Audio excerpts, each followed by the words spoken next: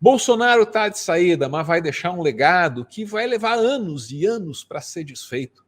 Pois é, e parte desse legado, adivinha só, é a desconfiança no sistema eleitoral.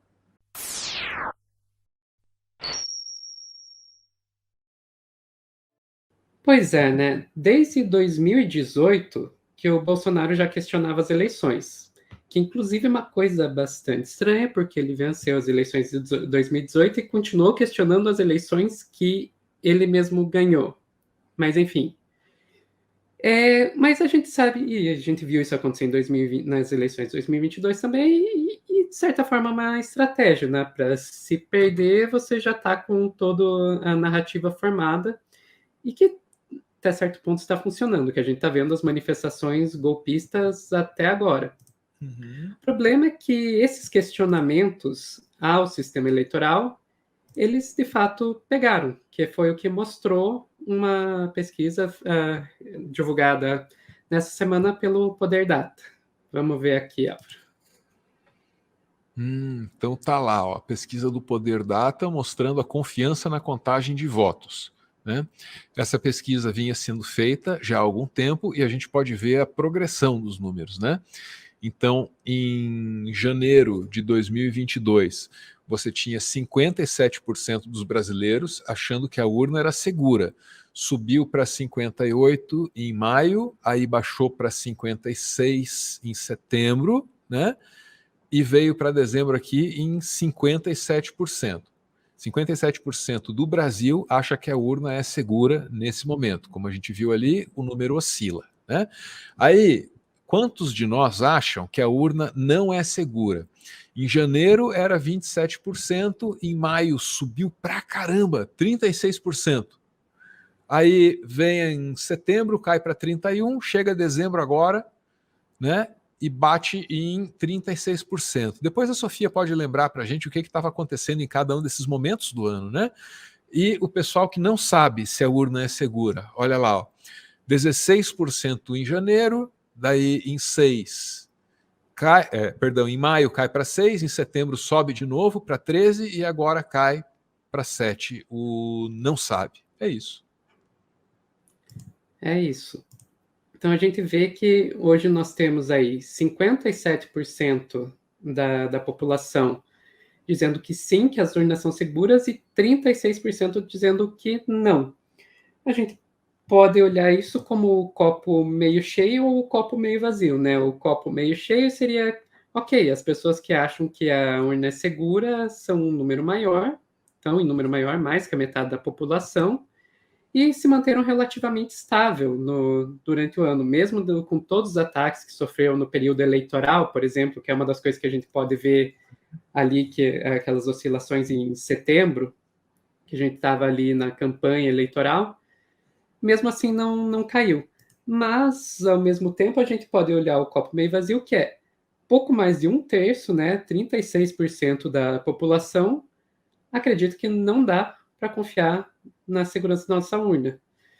Pode ser menor do que as pessoas querem para confiar, mas ainda é um número muito alto. E o Poder Data ele trouxe também dados sobre a questão do voto impresso.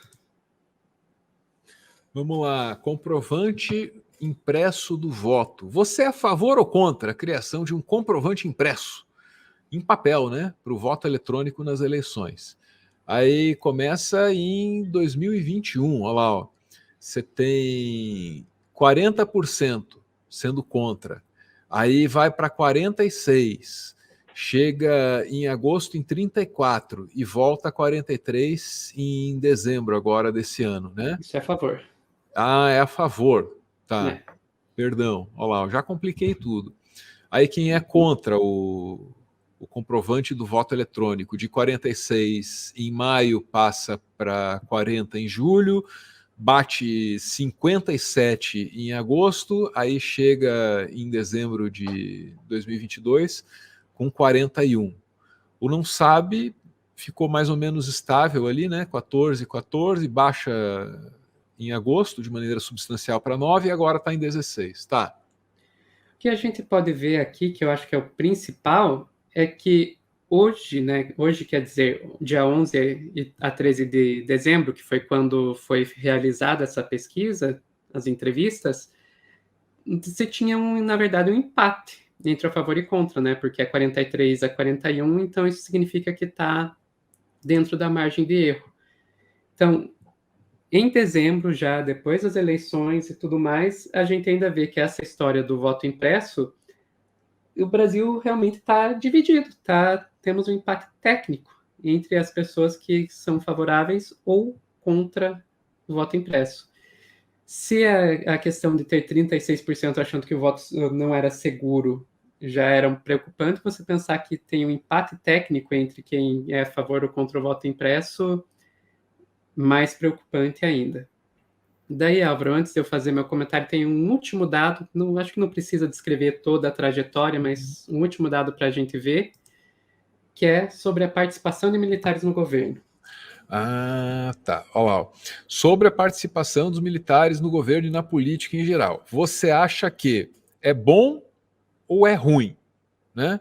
Quem acha que é ruim? 35% em 2020. Aí sobe para 52% em 2021. Né? Aí você tem ali uma queda abrupta, pá, continua subindo, acaba que no momento atual nós temos 47% da população brasileira achando que militar metido com o governo e com política em geral é ruim. Quem acha que é bom, em 2020 era 43%. Até sobe algum momento ali entre 21 e 22, mas no momento está 36%. É interessante, né? Olha lá, ó. 36% acha que militar é bom para o Brasil, né? Aí 9% acha que não afeta, 8% não parou para pensar a respeito disso ainda e não sabe. Então você vê que 47% acha que é ruim militar no governo e 36% acha que é bom. É até interessante ver que como os números coincidem, né? 36% acha que é bom militar no governo, assim como 36% acha que o voto não é confiável.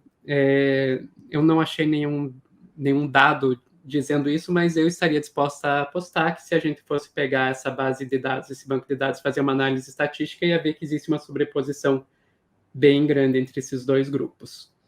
Entendo. De qualquer forma, Álvaro, eu acho que é interessante a gente pensar nisso, porque, assim, quando a gente está falando da confiança no sistema eleitoral, existem críticas que são válidas às nossas instituições, existem críticas que são válidas, e eu diria que eu mesmo às vezes levanto algumas delas aqui na live, quando, por exemplo, eu levanto o questionamento de como é que fica essa questão de financiamento privado de campanha, até que ponto que a gente pode pensar numa eleição justa quando existe uma disparidade tão grande, gente ganhando milhões para suas campanhas, enquanto outros fazem com quase nada. Mas não é disso que a gente está falando, né, Álvaro? Aqui quando a gente está falando das urnas eletrônicas, o questionamento que está sendo feito é outro. O questionamento que está sendo feito pelas pessoas que não confiam é na própria ideia de que a gente pode confiar e validar uma tomada de decisão coletiva. E isso não importa de se você confia ou não da democracia liberal burguesa, se você é comunista, anarquista, qualquer grupo, qualquer tipo de governo que você for ter, você vai precisar que as pessoas confiem e legitimem as decisões coletivas, e é isso que está sendo questionado aqui. Pô, eu não teria nada a acrescentar a respeito desses dados em particular, que você comentou tão bem. Por outro lado, eu me interessei de maneira muito particular pela opinião a respeito do quão saudável e benéfico é ter ou não militares no governo. Podemos voltar para aquele gráfico, por gentileza? Vamos. Só para eu poder comentar ali rapidinho. Olha lá, ó. Então, a gente tem os dados de 20 para 22, o primeiro ano do governo Bolsonaro é 19, né? Mas você chega em dezembro de 2022, depois de você ter sobrevivido ao governo Bolsonaro. 47% dos brasileiros já perceberam que militar é ruim para o Brasil. 36% dos brasileiros estão dizendo que é bom. E você tem uma fatia substancial da sociedade, 17% ali, ó, né? Somando os que acham que não afeta, tanto faz ser militar ou civil, e os que não sabem, né, uma fatia grande aí que parece que não parou para pensar sobre o assunto. E aí, Sofia, acho que pode tirar da tela. Pô, a única coisa que eu queria dizer é que, sabe, talvez essas opiniões fossem um pouco diferentes se houvesse menos pudor ao dar às Forças Armadas o que é das Forças Armadas. O orçamento secreto foi inventado por um general da ativa, né? E chamam o cara de Ramos ao invés de General Ramos, né? No Ministério da Saúde, toda aquela tragédia foi pensada, idem, por um general, o Pazuello, né? Então, assim, muito do que aconteceu no governo Bolsonaro é responsabilidade das Forças Armadas brasileiras. Para qualquer tragédia que você olhe, das valas comuns abertas para os mortos da Covid, as árvores queimando na Amazônia, para qualquer lugar que você olhe, para qualquer problema que esse governo inventou, tem um militar de alta patente no meio. Essa tragédia é uma tragédia militar. O Bolsonaro é um projeto de poder do partido do Exército, né, para os fins deles razoavelmente bem sucedido. E eu gostaria que todos nós tivéssemos isso em mente ao responder perguntas como essa. Infelizmente, parece que há algum pudor na hora de mencionar as Forças Armadas. Me veio à mente, por exemplo, o senador Omar Aziz, ao mencionar o envolvimento dos militares na má gestão da pandemia. Todo cheio de dedos, né? Os bons das Forças Armadas estariam muito tristes olhando para esses militares corruptos aqui. Oh, os bons das Forças Armadas existem e tal. E mesmo assim as Forças Armadas meteram uma nota golpista sem dó no lombo dele, né? Enfim, tem militar no meio sempre, em qualquer problema aí do governo Bolsonaro. Lembrem disso, pessoal, por gentileza. Isso é um fato, tá? O resto aí são as minhas opiniões, mas é um fato, sempre tem um militar no meio. Aquela coisa, né? Nem todo militar, mas sempre tem um. É aquela coisa, né, Álvaro? As lendas brasileiras. A gente tem mula sem cabeça, a gente tem Saci Pererê, boto cor-de-rosa e tem o militar legalista, militar democrático. Sempre. Uhum. Eu nunca li o nome dele, mas ele sempre está nas colunas aí. O militar legalista, eles sempre estão por aí. Só nunca vi o nome. Nunca me dizem o nome. Ao longo de janeiro, a programação do Meteoro Brasil fica nas mãos de Sofia Labanca, Anderson Moraes e Tássio Denker. Os três apresentando e comentando os principais fatos de cada dia, num mês que é importantíssimo, num momento histórico que é ímpar para o Brasil, num mês em que tudo pode acontecer, inclusive nada, e nada é a pior das hipóteses, porque quando tudo tá uma merda, se nada acontece, tudo continua na merda. Você quer que alguma coisa aconteça. Enfim, Sofia, Anderson e Tássio, acompanhados, talvez, quem sabe, numa dessas de convidados especiais que podem vir ou não. É uma programação de completa incertezas, que é para combinar com o momento atual do Brasil, né? E onde estarei eu? Onde estará a doutora Ana? Ora, pela primeira vez em minha nem tão curta vida, eu tirarei um mês de férias. E jamais abriria a mão da companhia de doutora Ana neste projeto. Que projeto? O projeto de se ausentar no momento mais inadequado possível, decepcionando um grande público e colocando a própria reputação em risco.